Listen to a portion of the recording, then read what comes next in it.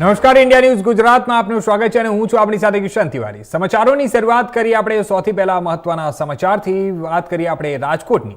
તો રાજકોટ શહેર ભાજપના નવનિયુક્ત ઉપપ્રમુખ સોમાભાઈ ભાલિયાનો એક વિડીયો સોશિયલ મીડિયામાં વાયરલ થયો છે। વિડીયોમાં તેઓ માંડવામાં ધૂણતા અને વાંસળામાં સાંકળું ઝીકતા નજરે પડે છે। નિમણૂક બાદ તેમનો આ ભક્તિમય અંદાજ ચર્ચાનો વિષય બન્યો છે અને સોશિયલ મીડિયામાં વિડીયો અંગે વિવિધ પ્રતિક્રિયાઓ પણ સામે આવી રહી છે।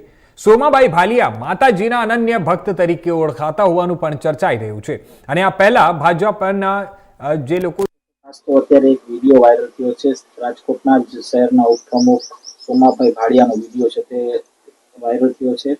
તેઓ ધૂણતા હોય અને પોતાના વાહનમાં સાંકળ મારતા હોય તેવા દ્રશ્યો સામે આવ્યા છે।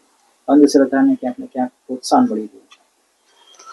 રાજકોટ શહેર ભાજપની અંદર નવનિયુક્ત સોમાભાઈ ભાલિયા કે જેઓ જાહેરની અંદર ધૂણે છે અને સાંકળ મારે છે અને આવા દ્રશ્યો છે તે આપણને પાછલી સદીમાં લઈ જવાનો નિમ્ન પ્રયાસ છે।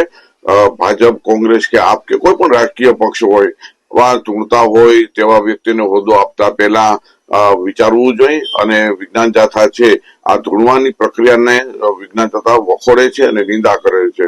આપણે ચંદ્ર મંગળ ઉપર યાનની તૈયારી કરીએ, વસવાટની તૈયારી કરીએ ત્યારે આવું નિમ્ન કોટીનું પ્રદર્શન છે લોકોને હતાશા તરફ અને આઘાત તરફ લઈ જનાર હોય। ખાસ કરીને રાજકીય આગેવાનોએ ખાસ કાળજી રાખવી જોઈએ અને શ્રદ્ધા રાખવો જરૂરી છે, પણ અંધશ્રદ્ધાથી સમાજ છે એને પાયમાલી અને બરબાદી મળી છે। લોકોએ જાગવાની જરૂર છે, રાજકીય પક્ષોએ પણ નવી નીતિ નિયમ બનાવવાની ખાસ જરૂર છે અને અમે જે હાકડ મારે છે અને ધૂણે છે આવી સમગ્ર પ્રક્રિયાને અમે વિજ્ઞાન જાથા વખોડીએ છીએ।